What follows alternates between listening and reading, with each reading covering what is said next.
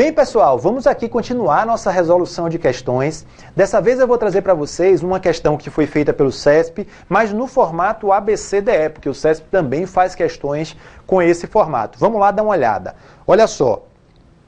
Assinale a opção correta relativamente ao cálculo do valor dos benefícios previdenciários.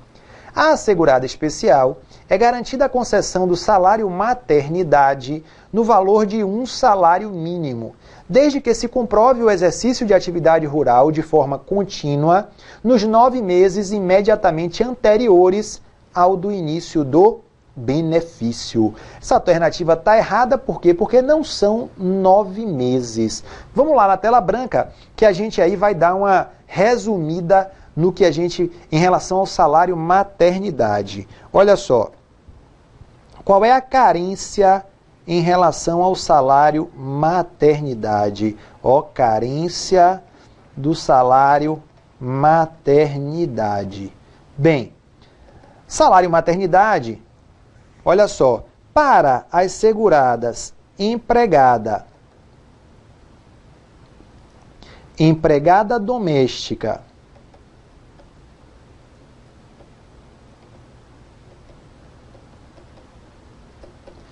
e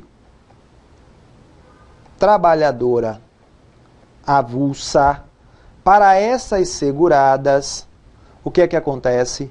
O salário maternidade não exige carência. Então, ó, para elas o salário maternidade é sem carência.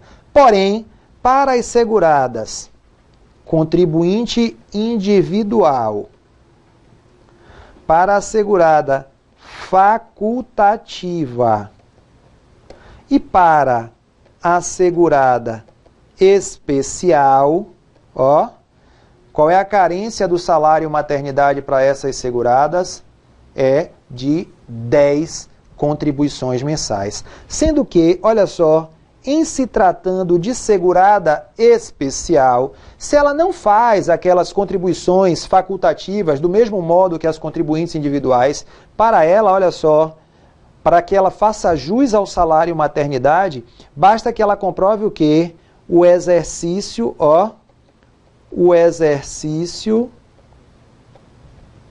da atividade nos 10 meses anteriores ao benefício. Ó, e aí a lei faz a observação, ainda que descontínuos. Então, ó, no caso da segurada especial, o que é que acontece? Para que ela faça jus ao salário maternidade, ela precisa comprovar o efetivo exercício da sua atividade como segurada especial no período de 10 meses anterior ao requerimento do benefício, ainda que essa atividade seja exercida de modo descontínuo, tá certo? Então, se a gente voltar lá para a questão, a gente verá que a questão, a letra A está errada porque, olha só, porque ela fala em 9 meses e não são 10 meses. Tranquilo? Então, letra A está errada. Olha aí a letra B. A letra B fala o seguinte: o valor do benefício de prestação continuada, incluindo-se o regido por norma especial e o decorrente de acidente do trabalho, e excetuando-se o salário família e o salário maternidade, será calculado com base no salário de benefício. Corretíssimo. Isso está previsto onde? Está previsto lá no artigo 28 da Lei 8.213. Bem, o salário, os benefícios previdenciários, de um modo geral, eles são calculados com base no salário de benefício, exceto o salário família, porque o salário família, nós sabemos, é aquele valor devido ao segurado de baixa renda, que tenha filhos ou equiparados a filho com até 14 anos de idade ou inválidos. Salário família é um benefício devido aos empregados, aos trabalhadores avulsos e agora, depois da Lei Complementar 150, o salário família é devido também aos empregados domésticos, tá certo? E veja, o salário família não é calculado com base no salário de benefício. Por quê? Porque as cotas de salário família, para cada filho ou equiparado com até 14 anos de idade ou inválido que o segurado tenha, ele vai receber uma cota de salário família e o valor dessas cotas é pré-definido na legislação previdenciária. Gira aí em torno de 20 e poucos reais, 30 e poucos reais para cada filho. Então, o valor do benefício salário família não guarda relação com o salário de benefício do segurado. O mesmo acontece com o salário maternidade. Vamos lá na tela branca para a gente lembrar? Olha só, avançando aqui, ó, como é que é a renda mensal do salário maternidade? Ó, para a gente não ter dúvidas. Salário maternidade para a empregada e para a trabalhadora avulsa. Então, olha só, salário maternidade, eu vou botar aqui, ó, renda mensal. Bem, a renda mensal inicial do salário maternidade para a empregada e para a trabalhadora avulsa é o quê? É a remuneração integral, ó, remuneração integral, tá certo? Correspondente a um mês de trabalho. Então, tranquilamente, a gente percebe que não guarda qualquer relação com o valor do salário de benefício. No caso da empregada doméstica, como é que é o salário maternidade da empregada doméstica? A renda mensal corresponde a quê? Ao último salário de contribuição. Ok, no caso da contribuinte individual, no caso da segurada facultativa, como é que fica o salário maternidade para elas? Ó, 1/12 da soma dos últimos 12 salários de contribuição. Então, observe, ó, que, e no caso da segurada especial, salário maternidade da segurada especial vai ser o quê? Vai ser salário mínimo. Via de regra, é isso. A não ser que essa segurada especial, ela faça aquelas contribuições facultativas do mesmo modo que o contribuinte individual. E se ela assim o fizer, o salário maternidade dela será calculado da mesma forma que o salário maternidade dos contribuintes individuais, ou seja, 1/12 da soma dos últimos 12 salários de contribuição. Então, o que é que eu quis demonstrar para vocês aqui? Ó? Que na hora de calcular a renda mensal do salário maternidade, observe, nós não levamos em consideração o salário de benefício. Essa renda mensal é calculada ou com base na remuneração integral, que é o que acontece com a empregada e com a trabalhadora avulsa, ou com base no último salário de contribuição, ou em 1/12 da soma dos últimos 12 salários de contribuição. Lembrando que nessa hipótese aqui, ó, eu só posso pesquisar, esses últimos 12 são aqueles últimos 12 apurados no período de 15 meses anterior ao requerimento do benefício, tá certo? Então, botar aqui, ó, últimos 15 meses, que é onde eu posso encontrar esses 12 últimos salários de contribuição para fazer 1/12 deles. Então, fica claro, portanto, que em nenhum momento, para calcular a renda mensal inicial do salário maternidade, em nenhum momento eu vou utilizar o quê? Em nenhum momento eu vou utilizar o salário de benefício. Então, vamos voltar lá para a assertiva. Tranquilo, a letra B está correta. Para você não ter dúvida, dê uma conferida lá no artigo 28 da Lei 8.213. Vamos avançando. Olha aí a letra C. serão considerados para o cálculo do salário de benefício os ganhos habituais do segurado empregado a qualquer título, sob a forma de moeda corrente ou de utilidades, sobre os quais incidam contribuições previdenciárias, incluindo-se a gratificação natalina. Ora, a questão ia bem, estava tudo certinho, o erro está aqui nessa parte final, ó, quando ela diz incluindo-se a gratificação natalina. Isso está errado por quê? Está errado porque se você observar lá no artigo 28 da Lei 8.213, vai ficar claro o seguinte, ó, o 13º salário, tá certo? E aí você precisa lembrar que 13º salário é sinônimo de gratificação natalina. Observe, esse 13º salário, o que é que a lei diz sobre ele? Ele integra o salário de contribuição, mas olha só, exceto para o cálculo de benefício.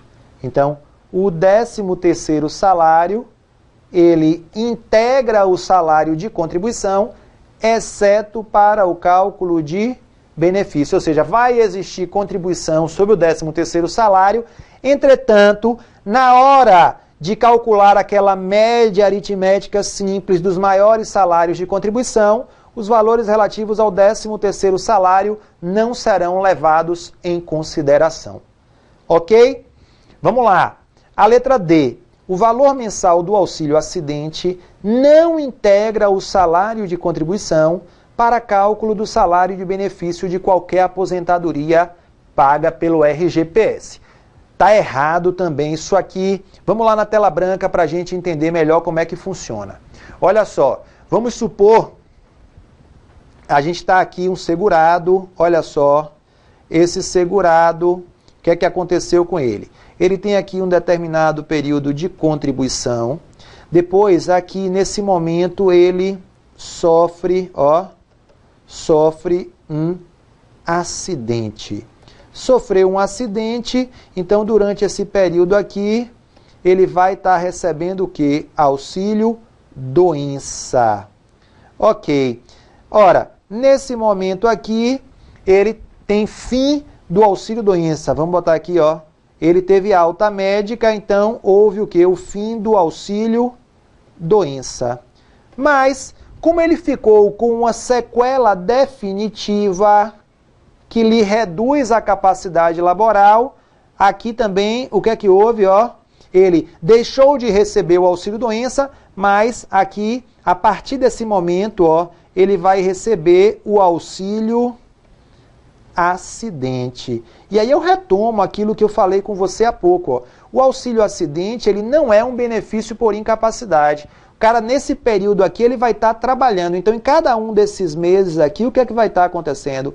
Ele vai estar trabalhando, vai ter o salário de contribuição, né, que vai corresponder exatamente àquela remuneração que ele obtém por conta do seu trabalho. Mas, além de receber isso, ele vai ter também, vai receber da Previdência Social o benefício que é o auxílio acidente. Pois bem, mas a gente sabe que o auxílio acidente não pode ser acumulado com aposentadoria. Então, vamos supor que a partir desse momento aqui, esse segurado, ele vai ao INSS e requer a sua aposentadoria. O que é que vai acontecer? Ora, se ele, no dia que ele conseguir a aposentadoria dele, no dia anterior, o auxílio do acidente vai ter fim. Então eu vou botar aqui, ó, fim do auxílio acidente. Por quê? Exatamente porque a lei é clara quando diz que o auxílio acidente não pode ser acumulado com aposentadoria. Então vamos lá. Como é que eu vou calcular o salário de benefício dessa aposentadoria? Eu tenho que fazer a média dos maiores salários de contribuição. Bem, nesse período aqui, olha só, em cada mês desse primeiro período aqui, o que é que eu vou considerar? Eu vou considerar o quê? O salário de contribuição. Durante esse período aqui, ó, em que o segurado esteve recebendo auxílio-doença, como se trata de um auxílio-doença que está intercalado entre períodos de atividade, o que é que eu vou considerar? Eu vou considerar, olha só, o salário de benefício do auxílio-doença. Então, durante esse período em que o segurado esteve afastado em gozo do auxílio-doença, o que é que eu vou considerar na hora de calcular o salário de benefício da aposentadoria? Eu vou considerar ao longo de cada um desses meses aqui, ó, eu vou considerar o salário de benefício do auxílio-doença. E nesse período em que o segurado estava recebendo auxílio-acidente, eu vou considerar o quê? A soma do auxílio-acidente mais o salário de contribuição. Eu vou, assim, fazer a média, tá? Eu vou dividir isso aqui pelo número total de meses para, então, achar o valor do salário de benefício da aposentadoria. Então, não esqueçam disso, ó. Se este segurado, antes de se aposentar, ele vinha recebendo auxílio-acidente, o que é que a gente vai ter que fazer? Na hora de calcular o salário de benefício da aposentadoria, eu vou ter que somar o quê? Nesse período em que ele estava recebendo auxílio-acidente, eu vou somar o salário de contribuição mais o auxílio-acidente. Tranquilo? Fique ligado nisso aí. Vamos lá, vamos voltar para a assertiva.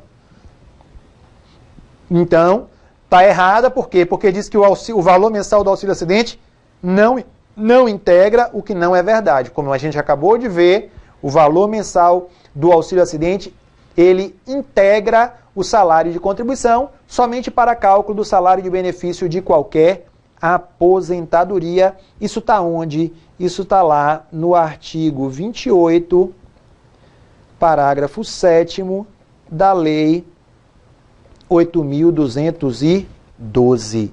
Tá certo? Vamos lá. E na letra E, olha só, ao segurado contribuinte individual que, satisfazendo as condições exigidas para a concessão do benefício requerido, não comprovar o efetivo recolhimento das contribuições devidas, será concedido o benefício de valor mínimo, devendo sua renda ser recalculada quando da apresentação da prova do recolhimento das contribuições. Ora, gente, isso aqui está errado. Vamos lá, vamos entender exatamente como é que funciona. Olha só. Em relação ao contribuinte individual, o que é que acontece? Ó, o contribuinte individual, ele pode prestar, vou botar aqui, ó. Primeira opção, ele presta serviço por conta própria. Essa é a primeira opção. Ele presta serviço por conta própria. Cabe a ele mesmo efetuar. Nessa hipótese, ele próprio deve efetuar o recolhimento. Então, o que é que acontece? Ó? Nessa hipótese, ele mesmo deve efetuar o recolhimento. Então, olha só, qual é a consequência disso? Se ele mesmo deve efetuar o recolhimento, o que é que acontece? Ele, então, para obter benefício, ó, para obter benefício, deve comprovar o recolhimento. Não é isso mesmo? Então, ora, se ele presta serviço por conta própria, a responsabilidade pelo recolhimento das contribuições é do próprio segurado. Então, na hora que ele precisa de um benefício, o que é que acontece?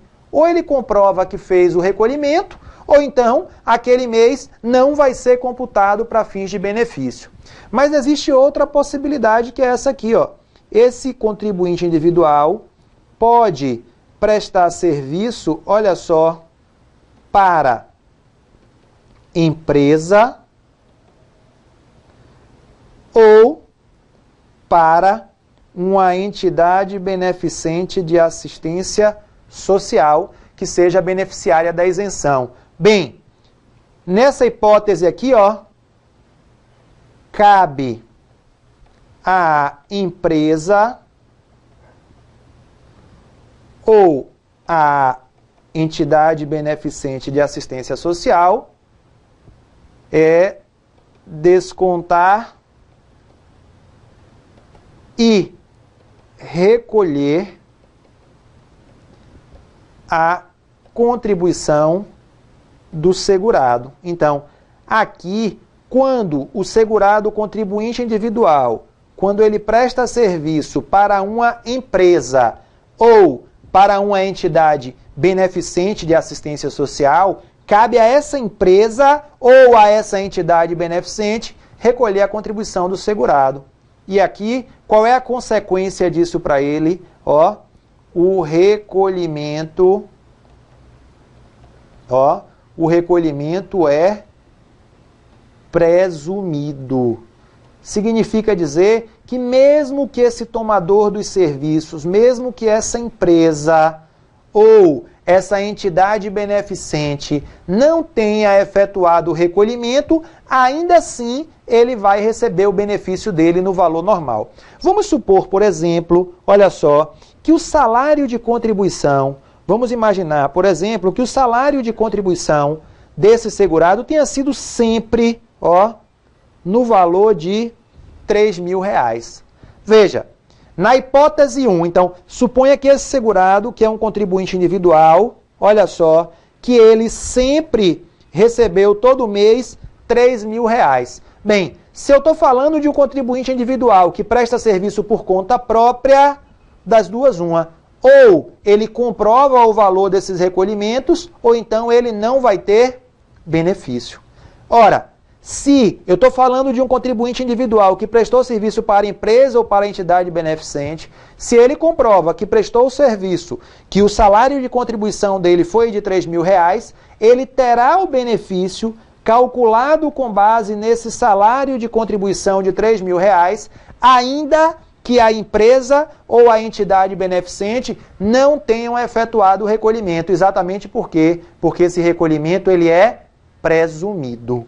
Tá certo? Então, voltando lá para a questão, olha só, a gente observa que essa regra não se aplica ao contribuinte individual. Olha só, na verdade, esta regra,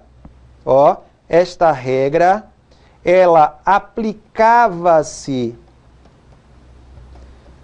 ao doméstico, ela se aplicava ao doméstico antes da Lei Complementar 150. Porque a partir da Lei Complementar 150, a partir dela, o que é que aconteceu? A contribuição do doméstico também passou a ser presumida, assim como a do empregado, assim como a do contribuinte individual que presta serviço à empresa. Então, a partir da Lei Complementar 150, a contribuição do doméstico também passou a ser presumida. Tranquilo? Então, vamos lá. Terminamos aí então a questão de número 6, que ficou aí como gabarito a letra B de bola. Olha aí a questão de número 7. Questão número 7 que nos diz assim: conforme a jurisprudência do STJ, no âmbito do regime geral de previdência social, o termo inicial do auxílio acidente será o dia seguinte ao da cessação do auxílio doença. Ora, isso está rigorosamente correto. A questão menciona aqui a jurisprudência do STJ, mas nem seria necessário. Por quê? Porque isso já está expresso lá no artigo 86, parágrafo 2º da Lei 8.213, tá certo? Então, o auxílio acidente, ele passará a ser devido a partir do dia seguinte ao final do auxílio doença. Lembrando, quais são os requisitos, ó, botar aqui assim, ó, requisitos do auxílio acidente. Primeiro, claro, o segurado precisa ter sofrido um acidente, ó, e eu vou botar aqui, ó, acidente de qualquer natureza. Ok, acidente de qualquer natureza. Que mais? Em virtude desse acidente, ele deve ter ficado com uma sequela definitiva. Sequela definitiva que trouxe aí como consequência o quê? Uma redução da capacidade laboral. Essas são aí as, digamos assim, esses são os requisitos para a concessão do auxílio acidente, que começa exatamente no dia seguinte ao fim do auxílio doença, conforme está previsto lá no artigo 86, parágrafo 2º da Lei 8.213. Tranquilo? Não vamos ter dúvidas. Gente, considero muito importante que você compreenda bem essa distinção.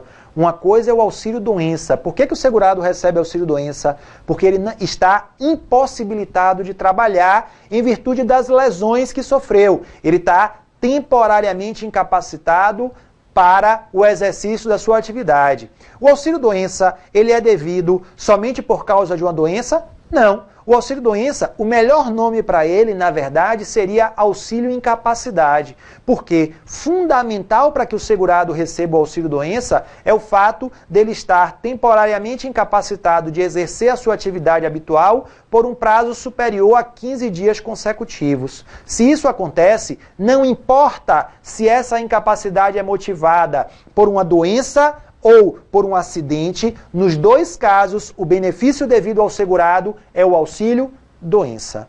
Agora, se ele estava lá, incapacitado por motivo de acidente, qualquer que seja a natureza desse acidente, e outra dica importante, sempre que a lei fala em acidente de qualquer natureza, isso significa o quê? Que pode ser um acidente relacionado com o trabalho ou não.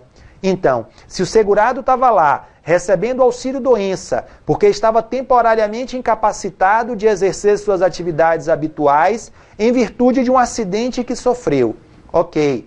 Ele teve alta do auxílio-doença. Isso significa dizer o quê? Que ele voltou a ter condições de trabalho. Somente que, em virtude das lesões sofridas no acidente, a capacidade de trabalho dele foi reduzida. Por quê? Porque ele ficou com a sequela definitiva. Então, dali para frente, ele já não tem mais auxílio-doença, porque já recuperou a capacidade de trabalho, mas, como essa capacidade de trabalho ficou reduzida, dali para frente ele vai passar a receber auxílio-acidente. E ele vai receber o auxílio-acidente até quando, Flaviano? Ele vai receber esse auxílio-acidente até o dia anterior ao início de qualquer aposentadoria, ou então até a data do seu óbito, porque lembre que o auxílio-acidente ele não pode ser acumulado com aposentadoria. Tranquilo? E para a gente finalizar esse benefício auxílio-acidente, para você ficar tranquilão em relação a ele, qual é a renda mensal inicial do auxílio-acidente? Ela corresponde a 50% do salário de benefício do auxílio-doença que lhe precedeu. Então, o auxílio-acidente, a renda mensal dele corresponde a 50% do auxílio-acidente, a renda mensal do auxílio-acidente corresponde a 50% do salário de benefício do auxílio-doença que o precedeu. Beleza? Vamos nessa. Então, questão 7 está correta. Olha aí a questão de número 8. Mais uma vez, questão ABCDE. Mas eu vou fazer o seguinte, ó. Tô vendo aqui que o nosso tempo está esgotado. Eu vou parar por aqui, tá certo? E aí vou no próximo bloco recomeçar aqui. A gente está indo devagar. Por quê? Porque eu estou fazendo questão de a cada ponto parar, explicar, fazer uma revisão da matéria com vocês. À medida, claro, que a gente vai evoluindo, que a gente vai caminhando, vocês vão ver que a gente vai conseguir resolver um número maior de questões por bloco. Tá bom? Grande abraço e eu tô de volta daqui a pouco.